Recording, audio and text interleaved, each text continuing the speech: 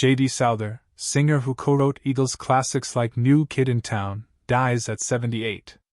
Souther was also known for acting roles on Nashville and 30-something, as well as being a Songwriters Hall of Fame inductee associated with Linda Ronstadt and James Taylor.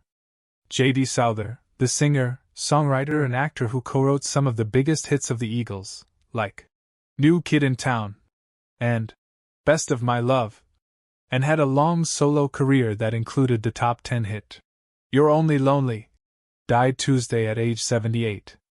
No cause of death was given, but he was described by reps at Solters PR as dying peacefully at home in New Mexico. Souther was about to go out for joint concert dates this fall with Karla Bonoff, another veteran of the 1970s Southern California singer-songwriter scene, and had performed as recently as 5 days ago. Besides New Kid and Best of My Love, other compositions co-written by Souther that appeared on Eagles albums included Heartache Tonight, Victim of Love, James Dean, Doolin-Dalton, The Sad Cafe, You Never Cry Like a Lover, Teenage Jail, and Last Good Time in Town. He was the sole writer of How Long?, a cover the Eagles released in 2007 of a song Souther had first put out as a solo artist in 1972. His friendship with Don Henley extended to co-writing that artist's classic, The Heart of the Matter, and several other tracks on Henley's solo albums. Although Souther's solo career did not reach anything near the popular crests of the work he wrote for or had performed by top artists of the day, Souther did reach the top 10 of the Billboard Hot 100 in 1979 with the Roy Orbison-esque You're Only Lonely, a ballad that also held the #1 spot on the adult contemporary chart for 5 weeks. He just missed making the top 10 again when the 1981 single, Her Town 2, a duet with James Taylor, peaked at number 11 on the Hot 100. It reached number 5 at AC.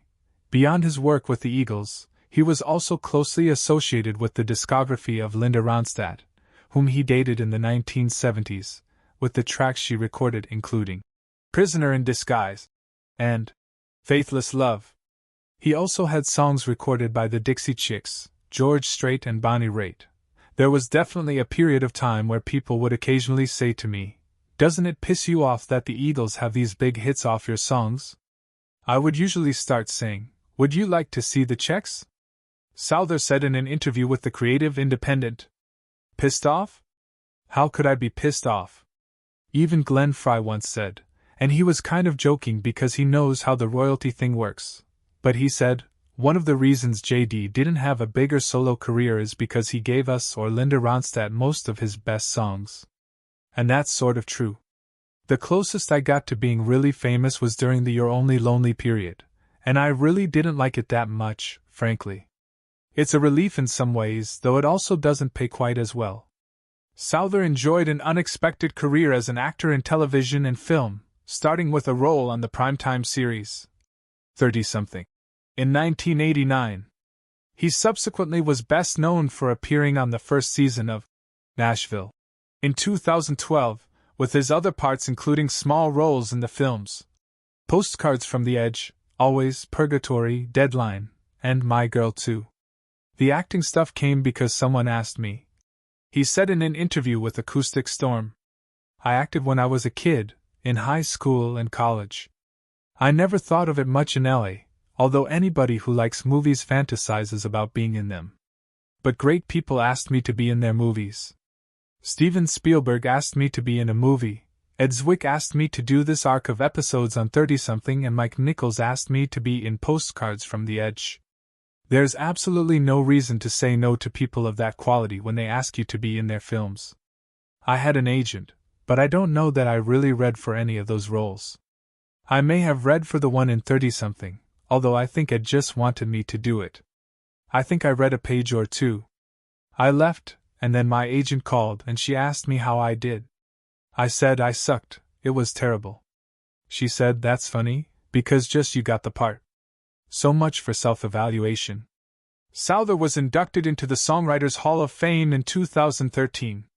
His collaborations with the Eagles followed a short-lived band that Souther was actually in with Glenn Frey, Long Branch Pennywhistle, which released one self-titled album in 1969, which Souther did not hold in high regard. As a solo recording artist, he was not prolific, but he started out with a burst of albums as part of David Geffen's Asylum Records stable, starting with 1972's John David Souther, the debut LP that included the future Eagles cut, How Long? That was the last time he went by his full name, preferring thereafter to use initials, saying, "It started with me turning in songs as J.D. Souther in 71. I had seen the J.S. Bach music, first in books and then at the British Museum, and as there was no higher music for me to aspire to, I adopted the abbreviation." One interruption in his early solo career came when he, Chris Hillman and Richie Furay were corralled to form a supergroup, the Souther-Hillman-Furay Band, which fell apart after 2 mid-70s albums went almost instantly to the cutout bins. In an interview in the 2010s with this writer, Souther spoke about how he became a sort of icon of country rock, ironically to him, since he had grown up listening to jazz, classical and anything but country. We were all very much in the sway of the interface between rock and roll and country music at the time. In the late 60s, early 70s, everybody was listening to Buck Owens and Merle Haggard and Waylon Jennings. The group of guys that were before me, CSN, the Byrds, Dillard and Clark, Poco, the Burrito Brothers and all those guys, had pretty well integrated rock and roll and country music into this really formidable sound. Linda and I were together, and she played me a lot of country music that I had never heard before. In fact, I just realized that there's one little thing I do with my voice at the end of lines, and it kind of irritates me that I just can't seem to help doing it. I was thinking it was something left over from what we were doing in the 70s, but I realized it's something I heard on a Louvin Brothers record, and it just stuck, somewhere in my muscle memory. My voice just does that, a little tiny ghost of a yodel at the end of some lines. I never mean to do it, but it won't go away. Of the scene at the time, he told this writer, the fact that the music we made was considered to be its own genre, Southern California rock or whatever, wasn't intentional. First of all, because there were no true Southern Californians in that group except Jackson Browne, and he was from Orange County. Glenn is from Detroit, Henley's from Texas, I'm from Texas, Linda's from Arizona, Waddy Wachtel was from New York, Cooch, Danny Korchmar was from New York, James Taylor was from outside Boston, and Warren Zevon was from Mars.